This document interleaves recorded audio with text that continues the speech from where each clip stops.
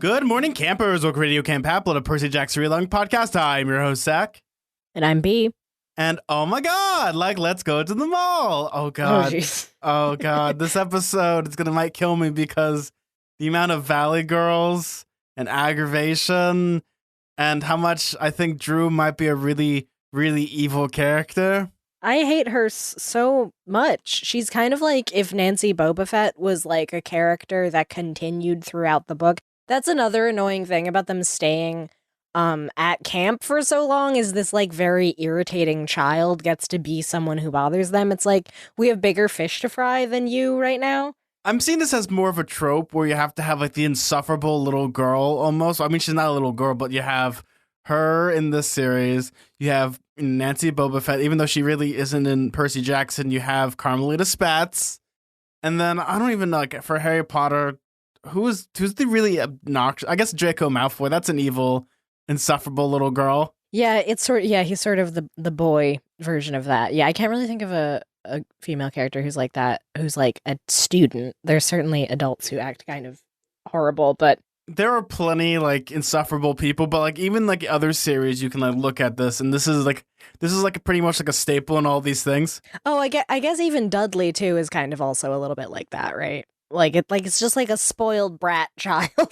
The problem with Dudley is that he's only in it for the first couple chapters, and then it goes back to camp. Much like Nancy Boba Fett, in fact. It's sort of like, oh, here's a little brat, but we're in the magic world now. We don't have to deal with the brat. The only good comparison I could possibly give is Carmelita Spatz, because she's 1-for-1 to Drew. Oh, she's extremely Carmelita. I feel like subconsciously that's who I was imagining basically these chapters, because she's just so similar in disposition and in how much I want to kick her. So, B, are you ready for the name of this chapter? I am ready. I mean, maybe I'm not, but we'll see. Piper confronts the shoes of shame. Oh, wow. Yeah, the shoes of shame. So that's some nurse shoes, some orthopedic nurse shoes. Is it bad that the first thing I thought of was, man, those were probably like super comfy? Well, yeah, I was thinking the same thing because, you know, my sister's a dental assistant. So like she like has to wear shoes like that because they're practical. And then, oh, yeah, also my friend Sarah works at a vet clinic, or actually no, she works at a cat shelter now, and same thing, you got to wear comfortable shoes when you're running around chasing cats all day. So it's kind of like I'm you know, you're old when you see like orthopedic shoes and you're like, wow, those look cozy, and you don't think about how ugly they are. Like, I'm the person, like, in high school, I thought combat boots were so cool. I remember wearing combat boots in PE, and I looked like the biggest idiot. Yeah, I mean, in PE, I wore Converse, which is extremely silly of me because I have, like, really high arches, and Converse have basically no arch support whatsoever. It's just a piece of paper underneath your foot. But you look like a skater boy. So I'll see you later, boy. I don't know. Oh, God, It's been so long. I know. Yeah, exactly. I was definitely after the Avril Lavigne aesthetic. When it comes to like this chapter, the way that I can summarize it, and this is in my notes, this is the Mean Girls version of Percy Jackson. Yeah, and it's just, I think in some ways when there's a universe where magic exists, it kind of is really aggravating when just some bratty kid is like sort of taking attention away from other important things in the plot, because you're like, okay, but there are gods and monsters and like magical weapons and people with all these like prophetic things that they have to do. Like, you're just a jerky kid. Like, why are we even worrying about you? You know what I mean? It's like hard to get wrapped up in the drama of all this. Yes, and also at the same time, the thing that I noticed about this is what happens when you give the really jerky, bratty person superpowers. In the case of Drew, she has the ability to tell people what they... speak thing, which I guess in this we like determine that has a name, and that is like not a thing that every child of Aphrodite has. It's like a special thing, which is funny because it seems like all three of our protagonists in this book so far have some sort of like above and beyond power, right? Like Piper has the charm speak thing. She's able to persuade people better than most of the regular children of Aphrodite. Same thing with like Leo. He has like these fire powers. And then Jason, he's like not really a common child of Zeus either. He has like this other like secret Roman past that we're not like exactly sure about. So like they all like super special chosen ones in one way or another. The way that I look at this, B, is it's like a weird like double-edged sword, because I'm looking at this from the eyes like PJO, whereas in PGO everyone was kind of like baseline Percy Jackson had those super cool powers, but because when it comes to Percy Jackson, in that he's the, quote unquote, the hero that's prophesized, so he has all these superpowers. But now that there's apparently 7 demigods, each one has to be like super duper unique. So it's like very democratized. A lot of people have superpowers. They have to be like super unique. Otherwise, if they're just like a demigod, I'm guessing in the eyes of like Rick Riordan, that'd be like super duper boring. Yeah, I guess like the stakes have to be raised a little bit. Also, like we've talked about how the fact that they're older campers makes it so that way like they're sort of come into their own in terms of powers and abilities just a little bit more. Like like Piper already has a history of using this charm speak, whether she meant to or not. And there's kind of a little bit of talk in this first chapter, chapter 15, where she's like sort of hemming and hawing about like the morals of using that, or like whether it's makes her a bad person that she like uses this ability to persuade others, which I find interesting. See, I like that. And I'm also thinking like in the terms of like when we look at Harry Potter, because Harry would do the exact same thing too, because magic is fueled by your emotions sometimes. Like there's the part where like a Petunia like cut his hair and his hair grew back, or like he fell up on the Drim roof after he was being chased, and obviously, the vanishing glass. Whereas you have like here, they're more like they're accidental things, but now again, it's the thing of like the things that make you different are really the things that make you super special, and they're not really hindrances, more as their superpowers. Though in this case, it's like kind of complicated because now Piper actually is less special because then she meets Drew and realizes, oh, they're like both equally matched in a way. So like there's no way for her to even like use her powers against Drew because they're like they both have this special ability to do the charm speak or whatever, and that's part of why she's the head of the cabin. See, that's what makes Piper like an adversary, because she can like kind of, she's immune to the charm speak because she has it, so she's the only one that can actually give a voice to the rest of the cabin, which I love that we actually get to see like what's the inner workings of Aphrodite cabin, even though Drew's really awful. Like it's really kind of a nightmare. You know what? Something that actually came across my mind that I've totally forgot about. I think I just assumed, and this is the bad thing about assuming, it makes a dunk out of you and me, is that I'm like, oh, there are guys in Aphrodite cabin. I forgot all about this. Right, of course, but they have like this weird. I was thinking the same thing. Like they're so stereotypically like sort of boy crazy girls. That's like the sort of mind's eye image you have of them. But then I guess there's some guys and they like are behind this weird curtain, but they're actually weirdly like neat, I guess, because the whole stereotype is like they're very vain, they're very image focused, they're organized, like they're like Abercrombie and Finch models. And exactly, and like definitely like the stereotype is like that they don't have a lot of individuality. Like Piper sort of criticizes the interior of the cabin as being very homogenous, except for like the different celebrities that they have pasted up on the wall, like those are like the slight variations they have in their like individual bunks, but for the most part they're kind of the same. Yeah, the way I was also looking at like Aphrodite cabin was kind of like the joke in SpongeBob where they have to go through the perfume aisle, like every 2 feet there's just new perfume smells. Yeah. Like, I would not want to be in there because just the funk alone of, like, all those perfumes would die. No, I would have a sinus headache from the moment I walked in. It would be a really rough time. So, yeah, do you want to have a brief summary of... So this is chapter 15. Piper wakes up, as we said, in the Aphrodite cabin, and she still has her, like, gift from Aphrodite, quote-unquote gift, where she looks, quote-unquote beautiful, which is a... We'll get into that. Drew immediately appears and starts being a jerk. Everyone's mocking her. Then she looks over at a poster, and who is it but Tristan McLean, who is her dad, aka famous movie star. She's thinking about Jason, is kind of emo about it. She meets a couple nice kids of Aphrodite, Mitchell and Lucy, who kind of try to help her out, but they're like afraid of getting the wrathful eye of Drew. And then Drew just has like basically a big fight with her and says that she'll get garbage duty like Mitchell will, and she kind of snaps and goes after Drew says that she's an ugly child of Aphrodite. So she says something like, "Oh well, who's your god or mortal parent?" And then she snaps and reveals that her dad is Tristan McLean, this famous movie star. And Drew tries to say that she's lying, and Piper kind of like dresses in some more practical clothes as procured by Lucy and stomps out and gets a little bit emotional and cries and walks away. And that's basically the whole chapter. That's actually like a really good summary of it. And I think we're going to talk about the beginning of this because right off the bat, Piper does not like that Aphrodite did all of her magical stuff. Like she's just pissed off the entire time. Well, because it's not her, and this is more of what we were talking about with her transformation that happened at the bonfire.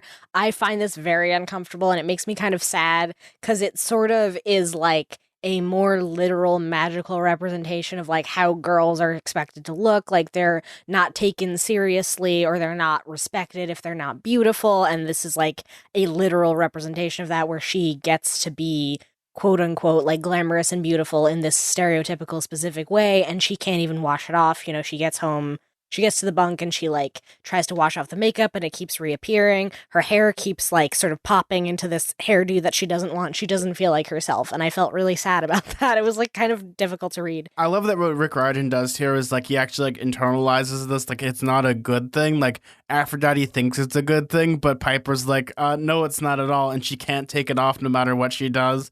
And the way that they describe it is very heartbreaking. And I think, especially like from a person that's like a dude, like it's actually really hard to read these chapters even as a guy because it's like You're like, she's oh, being forced to do this stuff. Whereas like it's like rather than like it's icky, but at the same time like I love that Rick Riordan is exploring this because it's like it actually shows like it's not okay to do this.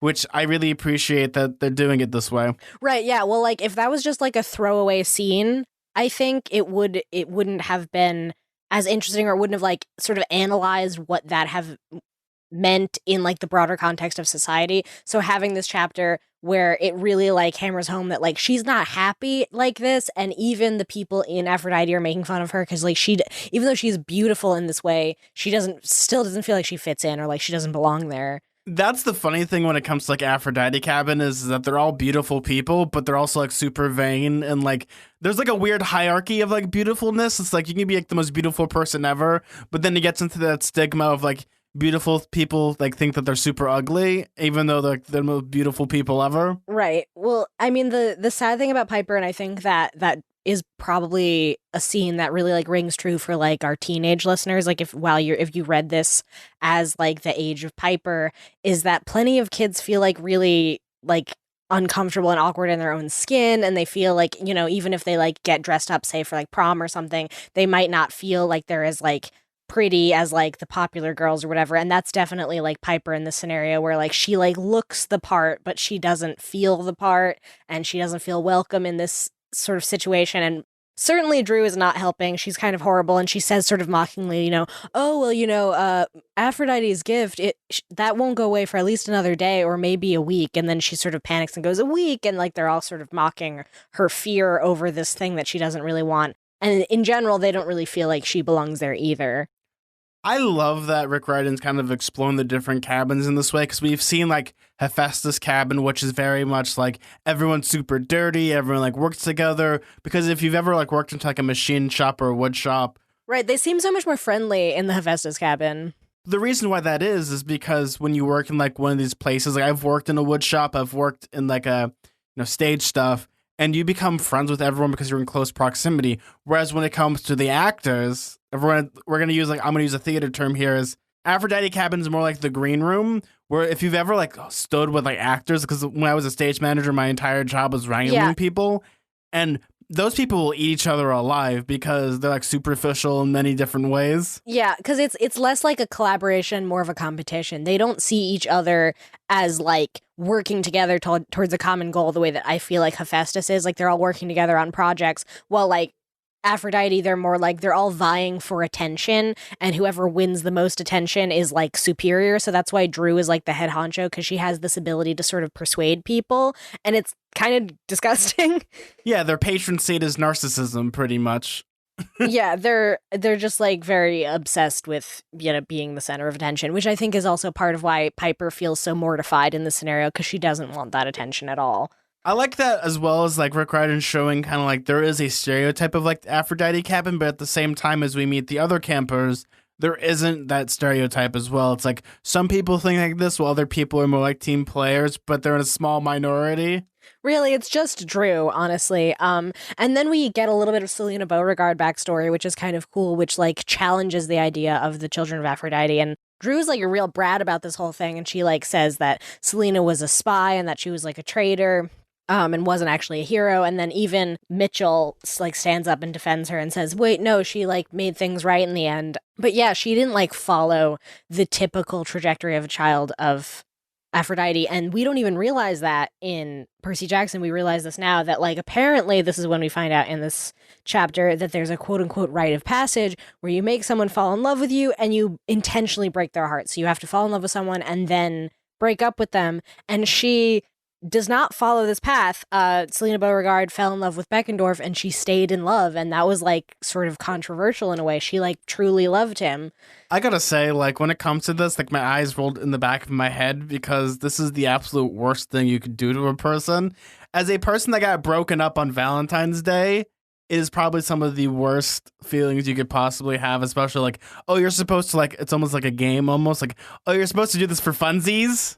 Well, yeah, it's a game. I mean, that's what Drew talks about a little bit in this chapter as well, that it's sort of the function of the children of Aphrodite to like play matchmaker and then break people up and then start over again. It's just, you know, sort of like this using people as pawns, like playing them against each other, getting together with people, breaking up with them. And it's not really about actual like mutual compassion. It's about like sort of messing with people's minds, which is kind of horrible. Like, here's the thing, and this is like, for me, this is like pure like La La Land in the sense of like, to me, this is just unfathomable, especially as, you know, we're adults and we're supposed to be like, what makes a relationship? Whereas like when you're a kid, like people like throw themselves at you and you're just like, I'll just date this person for a couple minutes and then dump them. And I'll dump them. But then when you become an adult, it's like a meaningless gesture. Yeah, it's a meaningless gesture. That's a good way to put it, B. It's like that. The thing that really fires me up about this is like, relationships aren't supposed to be built that way. Relationships are like, at least in my eyes, are supposed to be, you know, you're supposed to, you know, rely on each other. You're supposed to have, you know, your strengths and weaknesses. It shouldn't just be about beauty in the sense. It should just be about who makes you happy, I guess, should be the best way to put it, right? Whereas here, it's almost like a small game, which in my mind is really like Faust up. In my mind. Oh, Drew is just truly horrible. She even says something like, oh, well, Piper, you know, we'll find someone for you, maybe one of those gross people in Hephaestus. And again, this goes back to like their very shallow understanding of like human connection. It like has nothing to do with how good a person is or how compatible you are with them. It's like about superficial looks. Drew is just an e-girl if e-girls existed back then. Oh God, she's the worst. I hate her so much. She just sort of represents everything horrible. And we basically learned that the reason that she's like risen in the ranks is one, because Selena Beauregard died, which, man, her dying sure caused a ripple effect of a lot of stuff to happen. And so Drew was like the second oldest. Obviously, B, when, you know, Selena killed herself, oh no, my face is melting, but oh no, what about the kids of Aphrodite cabin? I hope that Drew person's really nice to them. Oh no, my face is melted off. I'm sure she's like, yeah, she should have killed Drew with her. Oh man. Just like done us a favor. Murder-suicide? Yeah, that would have been, then she truly would have been the hero of Aphrodite. Oh my God. The worst child. So, and then we like kind of find out a little bit of like the function of how you become head counselor, where it's like the default is you're like the oldest or you've gone on the most quests, but the only way to then become head counselor, if you're not already, is if you challenge the existing head counselor, if you're like equally as old or have gone on more quests or something. I don't know. It's like sort of like a power play thing, and then you duel. B, I am equally shocked there isn't like a Game of Thrones. Like, there's just not assassinations happening. Like, people vying for power of becoming camp counselors. Like, that sounds like something that would be realistic here at Camp Half-Blood, right? Well, right. But in this case, obviously, Drew she sort of rules with an iron fist and she's horrible, but she also has the charm speak thing, so she's able to like persuade people in different ways. So they're kind of like just under her thrall in a way that they can't escape. Do you think like if they like go outside of the Aphrodite cabin, there's just like a gigantic like Lenin-esque statue of Drew? Yeah, it's like really quite creepy. Her just like very demanding presence, the way she just sort of like pushes everybody over and is like, oh, well, I'm going to use the bathroom now, and pushes like this girl with shampoo still in her hair out of the bathroom, and she starts to cry, and it's like, why are you listening to her? Oh my God. And that's basically what Piper says at the end of this chapter, right? The reason why they're listening to her is because she has the charm speak. If she didn't have that, she would just be another like whiny person that you would just hear on Facebook. Exactly. It's like, the way that I look at this is like, this episode should have just been sponsored by the song Valley Girl by Frank Zappa. Right, exactly. She's just insufferable and mean, but she happens to have this ability to like persuade people, so they're like, I guess you're our leader. And then Piper, luckily, is equally compelling, though it's kind of complicated because she's not even sure if she's charm speaking or if she's just speaking from the heart. But she does say, you guys don't have to follow her, you don't have to let her step on you like this. And then she's like, oh, you fool, she's charm speaking you. And then she's like, no, I'm just like telling the truth. So that's kind of an interesting tension there where we're not exactly sure what's happening with the charm speak, like how she engages with it. I think one of the other reasons why she's kind of immune to this is because her dad was a movie star, so she has to be in like this cult of personality with a bunch of people that are a lot like Drew in many ways. Right. So she's like so not impressed with it. No, because she sees people like this all day, every day on the red carpet, or when like she's in her dad's trailer and she sees a bunch of like jerky Scarlets come out and pretty much like I don't know, but it's like the other person that I think that would probably be like immune to this would actually be Thalia. She'd have been like, I'm not taking any of this BS. Oh yeah, I really want Talia to like appear and just like destroy Drew. But I think Piper's basically going to be that person. Let's be honest, this whole setup with, the way that you can become counselor, everybody hates Drew. Drew is like basically Piper's like baked in nemesis. Piper's going to become head counselor, right? Like, that's obvious. That's pretty well set up. Well, it feels like it. It feels like the plot point will probably be something along the lines of, like, at the end of the book, obviously they've already set up these weird rules where it's either you have to be the oldest. I'm going to take a guess and say Piper's probably the same age as Drew, or because Piper goes on a quest, that means she can challenge her. Right, that makes her, like, more, whatever, have more power. I don't exactly know precisely how it works, but yeah. And see, this is where they're going to do like the old-timey greaser thing. They're going to tie their hands together and have like a knife fight. Oh no, B, are they going to do the dumb thing if they ever fight where Piper like scrapes Drew and she has a scar and she's going to like try to murder Piper? Oh, so like Luke? Oh, kind of like, no, not like Luke, but like the thing is like if you're a super pretty girl and like you like, give someone like a scar, like they go like ballistic in like any story. Well, yeah, that's definitely a part of it. I don't know. We'll see what happens with this. It doesn't seem like super important to the plot because, there's like so much else going on with like the prophecy and everything else. So as far as like what's going to happen in this cabin, it doesn't super matter because we're leaving on a quest like right now, basically. So when they return, maybe this will be wrapped up. Maybe this will be wrapped up in another book. Probably this book. I'm guessing at the end of this book, but certainly not soon. It's not a priority. B, they also did set up Chekhov's shoes. Yeah, the sort of shoes of shame or whatever. It's like the cone of shame from Up. I love those shoes of shame. Like, don't lie, I'd wear those. I think we've talked about this before. Like, those don't seem like a punishment. Those seems like a luxury to me. Oh, man. But, yeah, see, the problem, though, is I hate kind of this trope of, like, the really pretty person that's always, like, super vain. Whereas when we have, like, with Piper, I love that, like, she is pretty. I guess those are the words I would use for that. But at the same time, like, she isn't using that to her advantage. That's just a part of who she is. Because, look at her dad. Like, there's even the joke, like, her dad's super beautiful. Right. That's a part of it, too. She doesn't want to be like her dad. She doesn't want to just, like, use her looks to, like, sway people or be, like, just extra charming and, like, bat her eyelashes and make people listen to her. She wants to, like, I think there's a line where she says something like she doesn't want to, like, win an argument based on a trick. She doesn't want to trick people. She actually wants people to like agree with her. Yeah, and there's even like the part that I love about this is the poster. Like I love that, just that whole setup. Right, she scans the room and is like, "Oh, please don't tell me that they're going to have this poster. I mean, that movie's like a year old. Maybe they won't have it." And of course, in like this web of posters, she sees her dad in the center because that's kind of like the MO of people in Aphrodite cabin is that they're like obsessed with celebrities. So of course they all have posters over their bed, and then there's her dad, and then as soon as she mentions that, everybody starts to swoon. For me, I love like the little story that they have. It's like with the poster, it's like they had like a good laugh about it, but then when the movie became super famous, it's just like something that just haunted her because it's like super grody to the max because everyone's like fawning over this poster, which I'm trying to imagine what the poster probably even looks like. It actually brings like a really good question. Like imagine if you're like a son or a daughter of a celebrity, how awkward that must be to have like your parent on like a super poster like that.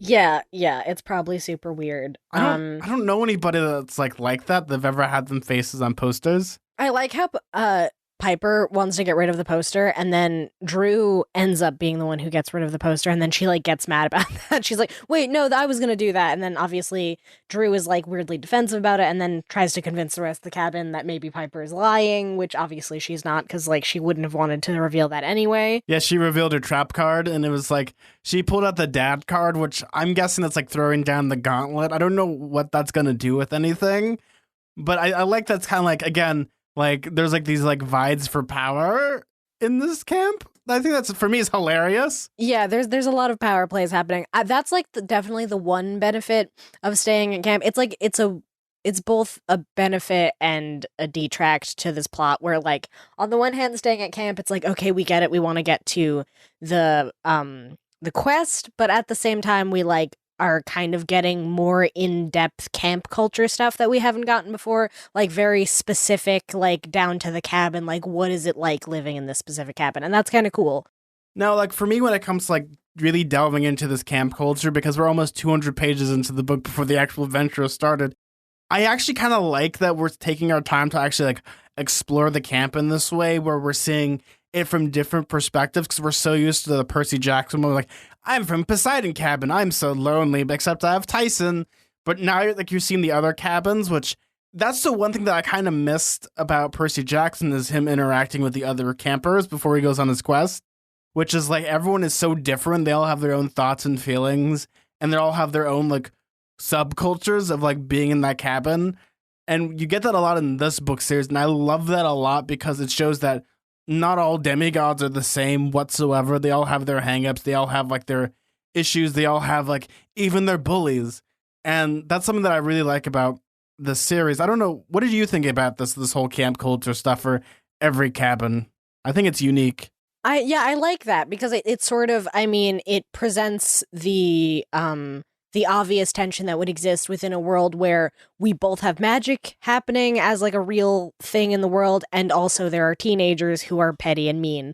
And like that, of course, that's exactly what this is exactly what would happen. You know, people would be kind in some ways and then they would be cruel in other ways, and they would like use their magical abilities to like manipulate others or to get attention or to like have a certain amount of like power in their own little clique, because that's kind of what teenagers do, because they are in some ways like limited in their agency and limited in how much power they have. And certainly Drew seems to be, because she hasn't gone on a quest and she gets kind of defensive about it, you know, that she hasn't gone on a quest. I like that Rick Riordan isn't making this like a cookie cutter world where like in Percy Jackson it kind of falls into the trope where you think everyone at camp gets along, whereas Heroes of Olympus really shows that not everyone gets along whatsoever. That's more realistic. Right, it gets a little bit more complicated. I think it's because we are so expanded into like we have three different characters. We linger in the camp more. It's like not this one hero. Also, Percy goes home after a while, so it's like we don't really get as immersed into like what it's like to be at camp full time. Also, in general, camp has changed because they're having such a influx of new campers now that godly parents need to like claim their kids in a timely manner. So there's a lot of like complicated changes happening to camp culture. I like that a lot, especially like we're seeing this through the eyes of Piper and Leo. Not really so much a Jason as we see, but like at least with like Piper, I like that she understands like this whole thing. Like, yes, the new system's good, but there's still like those weird growing pains, especially like with post-war Reconstruction, or even in like the Civil War or any other war. I guess the Civil War for me is easier because I can talk about it. It's like even after the Civil War, like the people that were in command, like that just were able to be in command because the people above them were dead, like didn't know how to like handle things. And that's why like there's a lot of discrepancies, especially in post-war Reconstruction, the Civil War, especially with like with Abraham Lincoln dying. Like he was trying to set up Reconstruction, but when he died, like they didn't know what to do, and that's kind of like what's happening here. There's definitely an aspect of that, yeah, because there's so much of like the changing of the old guard, like even like the specific mention of Selena Beauregard. That's like the most we've gotten as far as an explanation of the past, you know what I mean? And even as people who've read the last series, we were surprised, you know what I mean? Because they don't mention all that stuff about like the what is it, the rite of passage, and like how she bucked that trend, or how some people actually do see her as a traitor to their cause. Like, there's a lot of complicated stuff that they didn't really get into in The Last Olympian. The way that I looked at this as well, B, is like when like Drew's saying that she's a spy and stuff. It's almost the equivalent of the way I'd put this is like people that like in the Confederacy calling people Yankees. It's like that person like Yeah. It's again, I could use the Civil War for this because it's pretty much Rick Riordan has like this man crush on the Civil War a little bit, but like when you look at it, it's like they're using it in like a negative connotation. It's like, oh, she's the spy, because remember in The Last Olympian, they said we're not going to talk about this. She's going to get a hero's death, and we're not going to mention that she's a spy. They even mentioned like no one said spy at her funeral, but yet we have Drew who's pretty much using that connotation because she's in charge and she can put everyone down that has that opposition. Like she's using like it as like a negative connotation rather than like say like, yeah, Drew was kind of bad. Like no, she was a spy, she was a traitor, she was a sneak, she was the thief. Right. And again, it's obvious that Drew has insecurities because she's a child of Aphrodite. She's like extremely focused on how other people perceive her. So she's probably jealous of who Selena was, how she got to go on this great big sort of adventure and like make an important sacrifice, right? Like she dies in this very dramatic way and she becomes this hero, and she's jealous of that. And that like she internalizes it and then like springs it on Piper as this other girl who she feels jealous of, but then Piper feels like she's being sort of threatened because she knows internally that she kind of is a spy and she is a quote-unquote traitor in the way that Drew is perceiving her. And I don't think that Drew has any sort of like special insight into what's going on with Piper, but it happens to strike a chord with her. Also, Piper's almost like this like reincarnation of Selena in many ways. Like she's going on the same. It's actually, you know what's weird about this is that she has the exact same type of hangups as Selena did at the end of that series, where like she kind of like lost her boyfriend, and now she has to like kind of like work for the enemy a little bit. It's like we're getting Selena on this quest a little bit. Like you're getting a lot of her beats, which is interesting that we're getting that in Piper, where she has the secret. She would technically be a spy and a traitor, but what is she going to do with that? We'll have to find out, won't we? With that, I hope she doesn't have to kill herself like Selena. Honestly, I really hope that there's another way for her to redeem herself. I think that wasn't really her killing herself. That was more like a workplace accident. Yeah, that's true. She was trying to like fix what she had wronged, but in the process died, I guess. But it sort of ended up being like a sort of sacrificial thing. Yes, and this is where maybe because it's almost like the reincarnation of her, that we're going to see what happens with this, because now that we know like how bad Aphrodite Cabin can be, and I'm guessing one of the main hangups or one of the main character arcs of Piper maybe coming to terms with like not all Aphrodite kids are like super vain or like super like into themselves almost, whereas it's like I feel like Piper is the person that's going to be very not self-sacrificial, but like she's willing to be a team player rather than looking at a mirror all day. Yeah, I'm looking forward to seeing what this arc entails, but I really don't think we're going to get much of it now that we're obviously going on the quest. There's going to be like so much other stuff as far as Piper's character development and her dealing with her emotions about her dad, about who her mom is. Like there's a lot happening, but like as far as all this like Drew internal politics with Aphrodite Cabin stuff, I'm pretty certain that it won't be able to even be dealt with until the end of the book. Yeah, because there's a lot of like when it comes to Percy Jackson, like if we're looking at like PGO, was like they'd always set up these like internal conflicts. Like, oh no, Percy Jackson blew up his school, and it's usually resolved at the end of the book because it's like, is Drew gonna just basically like hitch a ride on the quest? Like that's not gonna happen. Like there isn't gonna be like that magical moment where we have 4 people, 5 people, or 6 people. It's gonna be the 3. So we know what happens when you have 4 people or more on the quest. Bad things tend to happen. So we'll see. And then of course at the end of this chapter, we're sort of like thrust into the quest plot because Piper has this like emotional sort of interface with Drew, walks outside and immediately sees a giant metal dragon. Speaking of that dragon, B, what is the summary for the next chapter? It's very short, but what happens? It's extremely short. Yeah. There's Leo and he has the dragon and he's kind of cagey about what happened with that dragon. They're like, wait, how'd you get the dragon? And he was like, I was fast. That's a lie. And they're like, where'd you get the wings? And he's like, I found them in the woods. And he's like, that's a lie. And then they get on the dragon and they fly away basically because Annabeth is like, hey, this is a good omen, we should go, and they're like, we're not prepared, and they're like, let's get out of here, and Piper isn't going to waste any time going back to the cabin of Aphrodite and having to deal with those jerks, so she's like, yeah, let's leave. So she takes all of the stuff that they've packed up so far and her slightly more practical clothes as given to her by one of the Aphrodite campers. They all get on the dragon full of lies, basically. And Piper sees Jason with a picture of a girl, and this is the trope you were talking about. And I was like, he called it, which is that she gets jealous of who is obviously Talia and is obviously his sister, so, like, don't worry about it. I called it. But you just called it. I mean, it's pretty obvious that that's going to happen, especially with a character like Piper who has so many complicated feelings about Jason. The thing about her, though, is she's, like, not really like Annabeth, because she doesn't express it in sort of, like, a mean way where she's blaming Jason. She's like, well, I guess that maybe that was his old girlfriend and he, like, remembered who that was, or, you know, because, again, they never actually dated, which is, like, a whole complicated thing.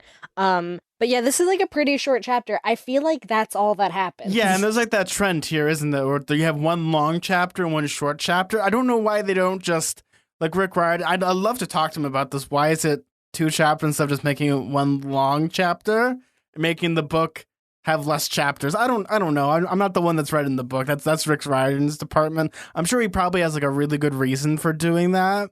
What I love about this B is that when it comes to this chapter, I love that, you know, we see Leo, like we've had Leo chapters where like inside, like he's like fundamentally broken, but here's like, hey guys, what's up? I got a dragon for you guys. Like he's like cracking jokes again. And I love that. Because like, it's not from his perspective. So for them, they're like, it's our happy-go-lucky dragon riding friend. But like internally, he's like, you don't even know where I got this dragon. He takes a puff of his candy cigarette. Yeah, everyone's lying to each other. So I'm really kind of interested to see when everything blows up in people's faces when they have to like tell the truth, or in I guess the case of Jason, he finds out the truth. Like, what's gonna happen? There's a lot of secrets going on in one way or another.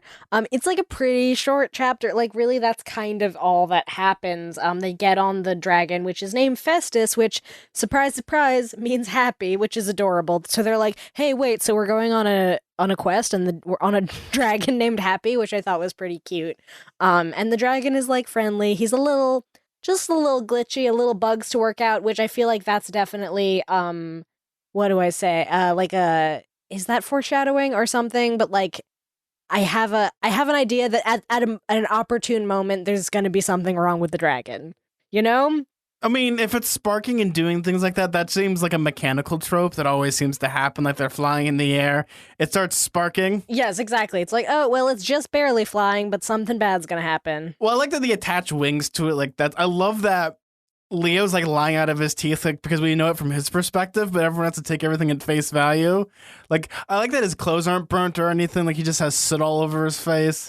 No, he said all of it. And they're like, wait, how didn't you get burned? He's like, I'm really fast. And it's by like, the way, I love that they explain, oh yeah, I fixed the dragon. I got these wings in the woods, and like no one questions it. But then again, Camp Half-Blood is weird enough that you would find them in the woods. He technically did. He found them in a bunker. Right? Like he found them in a weird bunker. Don't know why he's lying about the bunker. I don't really know what benefit he gains by lying about the bunker, but he's sort of, it's like a tangled web we weave when we first practice to deceive. Like that's kind of the object lesson of a lot of these characters, where it's like they start lying about one thing and then the logical trajectory is like, well, I guess I gotta lie about a lot of things. Yep, totally. I'm single. I'm happy. I have this dragon that didn't burn me to a crisp because I don't have fire powers. Ha ha ha ha ha ha. And Leo, how'd you get it? I got fire powers. What was that? Fire powers. What? Oh, I'm fast. Yeah, I'm fast. Yeah. And just like imagine, like he's like tied up to like a lie detector, just explodes. Oh, that's not supposed to happen. It must be faulty.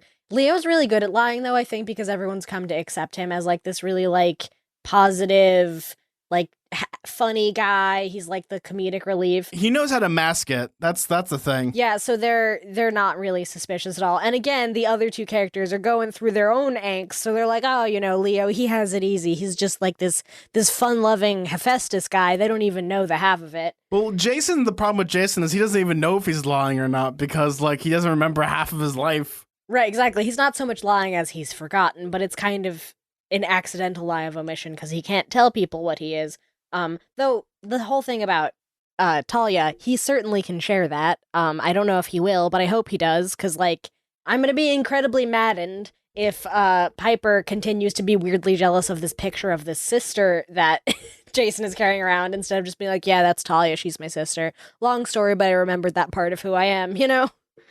B, if I'm going to keep going through this trope, it's going to be that they meet up and then like they part ways with Talia and Jason. And it's like, wow, you must really love her. Yeah, that's my sister. And then Piper will just be like, I'm going to go jump off a cliff now. Like, there's going to be like that weird, there's going to have to be that weird awkward moment because they've already set it up. Yeah, because then she'll be like, oh, I'm gross or whatever. So they've already set it up in motion. They already had this set up where like she even thinks of that idea. So like I wasn't even like not even spoiling anything. I can't remember like half this book because, you know, I hit my head one day and I forgot half the stuff. But when it comes to this, like I don't like this trope one bit. I feel like it's one of the worst tropes you can possibly do. It's so silly. I mean, it's very like Three's Company, right? It's like silly misunderstanding because people can't communicate. Well, no, it's not even like silly misunderstanding because the problem when it comes to this trope and a lot of like fantasy or any of this where like someone's jealous is like it boils over into nothing. It's easier to like and say it. I mean, I guess like if you're like a teenager, you won't really talk about it, but like, you could ask, can't you? Like, I mean, there's like that thing where it's like have you ever had that thing? I know you're dating someone right now, but like when you're not sure if someone's dating someone or not, like you like kind of like subtly bring up, I'm sure your partner or whatever, and I don't have a partner. Oh, they're single and ready to mingle. Yeah, that's kind of what Piper's doing. But it's also like, let's be totally honest, really ridiculous that you would see a picture of a girl and be like, that's his girlfriend. It's like there are a lot of girls in this world who are the same age as this person. Like you're really like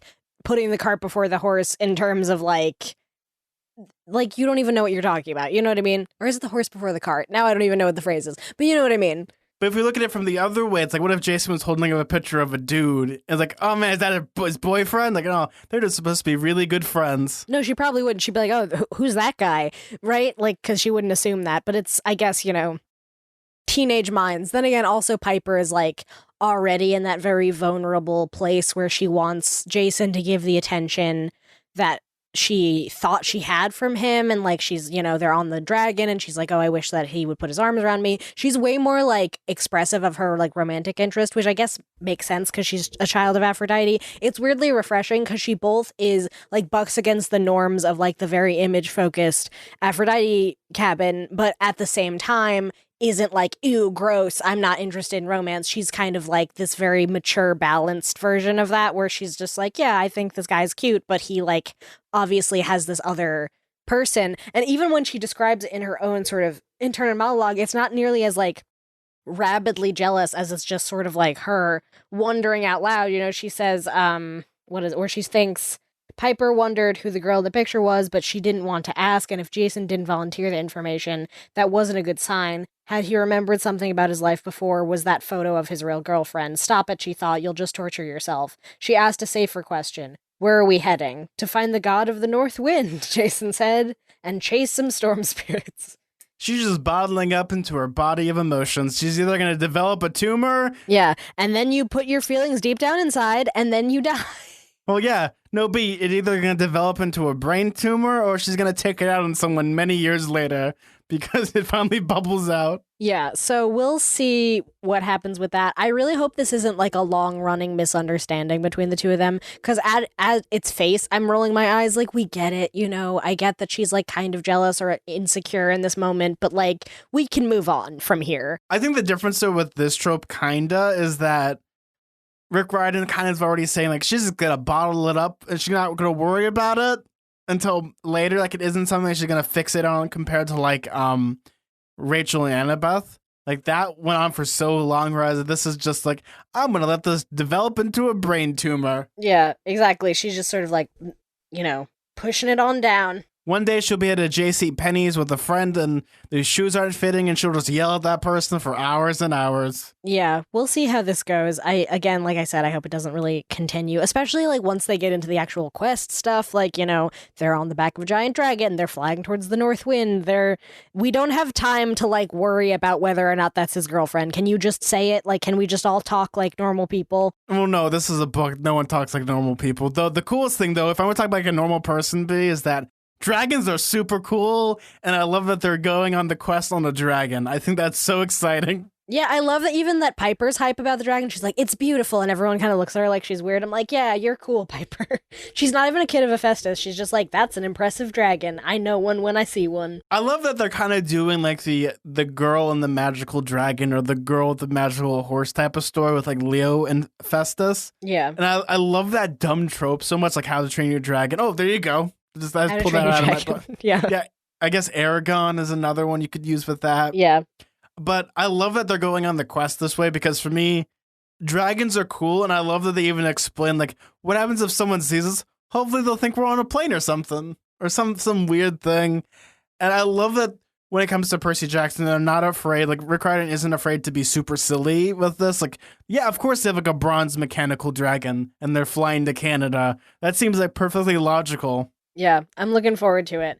Yeah, I'm interested to see what a Canadian magic is like with the sort Canadian of magic. yeah, thief? the universe of Rick Riordan as implanted in Canada, because so much of the like his writing has to do with like specifically US Americana stuff, which like isn't the same as Canada. Even though we're very geographically close, they have like a different like culture and history, so I wonder how that's going to come into play as they go north and try to find the North Wind. I already made the checklist. Like, we're gonna have like all the stereotypical things. We're gonna have a Mountie, probably a talking moose, There's going to be some French. a beaver of some sorts. You know what I would love to see? A Sasquatch in Saskatchewan, but we're not going there. We're going to Quebec. Yeah, we'll see. We'll see what's going to happen. I'm looking forward to it.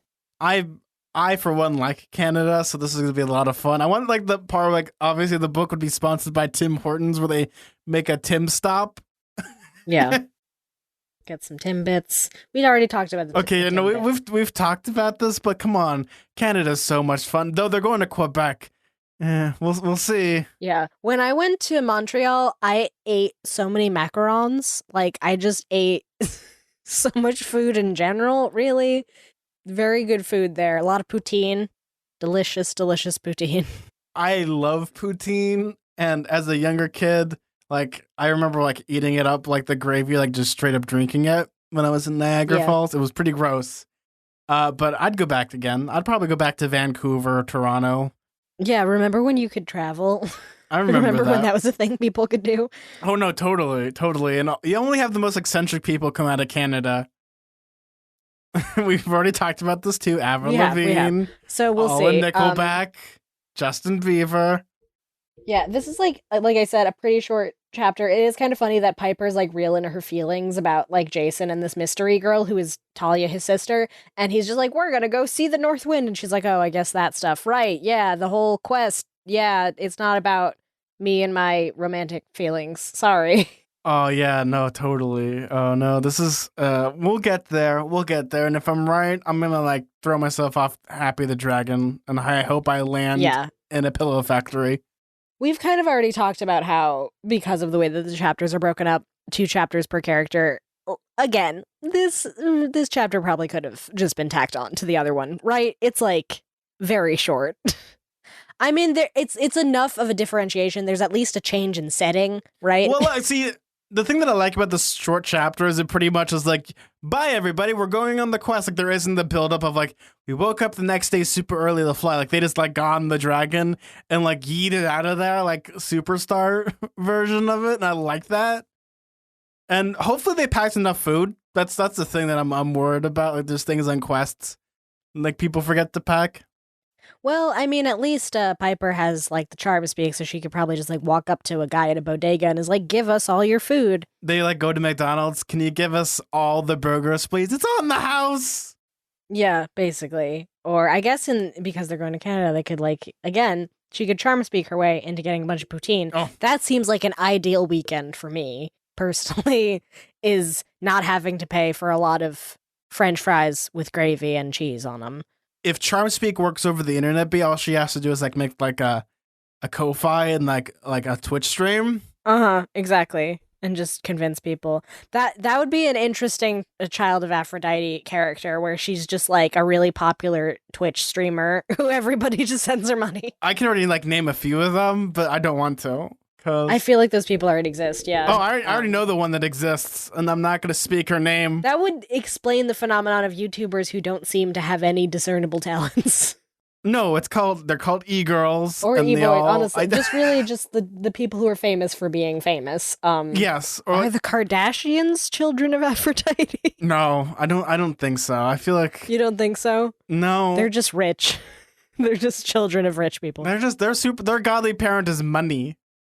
Yeah, that'll do it.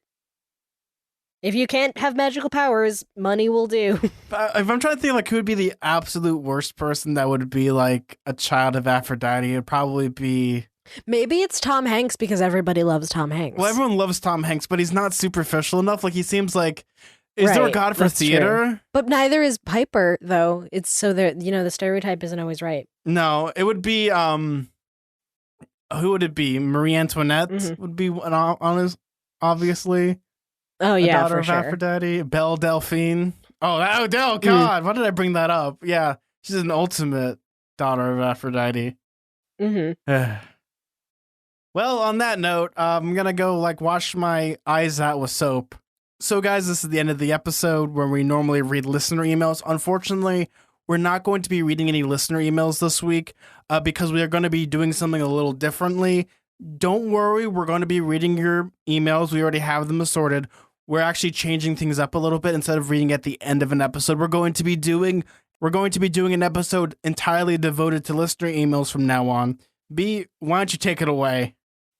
Yeah, so I guess on probably a bi-monthly basis, we're gonna see as far as how many reviews and emails we get. We're gonna have our own dedicated episodes, sort of mailbag episodes. We're gonna try to open back up our Google Voice thing so you could send us voicemails.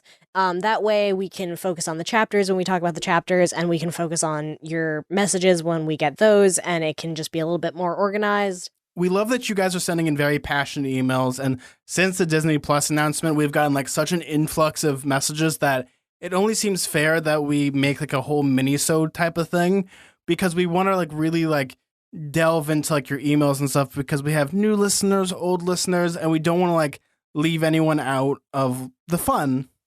Do a disservice to all of these amazing messages we're getting, so we really want to focus our attention on them, and I think separating the chapter episodes from the mailbag episodes will help us do that. And also at the same time, some people send some very, very in-depth emails, and we want to read them and talk about them as in-depthly as possible compared to the other people that send in really thoughtful emails. We want to have that nice healthy blend, whereas we spend 3 or 4 hours talking about it when we can spend 3 or 4 hours doing that, devoting all our energy to reading the emails on top of, giving you guys the time that deserves. Because when we did it with our original episodes, we would have to read the book, we would talk about it, and then we'd spend another 30, 40 minutes trying to get through emails. And it didn't seem like a fair thing to do. So we're switching it up. So I hope you guys understand that. And we're excited. And in some ways, you guys get more episode. We'll be able to read more at once in doing this. I guess that's it. Yeah, I guess that's it, B. Oh, wow, this is weird. Next episode or so, we're going to be doing this new mini episode, so see that in your podcast feeds very soon. Please keep sending in emails, as many as you want. We're going to have more information about how you guys can send in voicemails and kind of being able to submit content that way. That way we can do this effectively, do this efficiently, but at the same time, we want to read your emails. This is not the reason why we're not doing it, is because we don't want to do it. It's because we want to be able to read as many as we can, because we have so many now. It's so cool that that seems oh man, is this such a problem? We have so many wonderful listeners that want to send us emails that we want to take the time to actually read them. Gosh, that's such a hard problem, isn't it? Oh, what a horrible problem that we have such engaged, nice listeners who want to send us messages and reviews. How dare you be so nice and thought-provoking and send us amazing fan art? How dare you? Grr. I hope you guys have a wonderful day. Oh, man. B, where can they find you on social media? You can find me on Twitter and Instagram at bkellygorman, and you can find me on Tumblr at twinpoetry.tumblr.com. If you want to find me on Twitter, you can find me at Suda41. That's SUDA41. If you want to follow our show on Twitter, that's at halfblood_radio. If you want to email the show and send us any amazing messages, you can email us at radiocamphalfblood@gmail.com. We have t-shirts available at TeePublic, so go to www.teepublic.com. We also have a Patreon, patreon.com/radiocamphalfblood. Well, guys, thank you so much for listening to another amazing episode of Radio Camp Half-Blood. I'm Zach. I'm B. And let's keep flying on that dragon. We'll never be mortals. Okay, bye, guys. Let's keep staying mortal, everybody. See ya.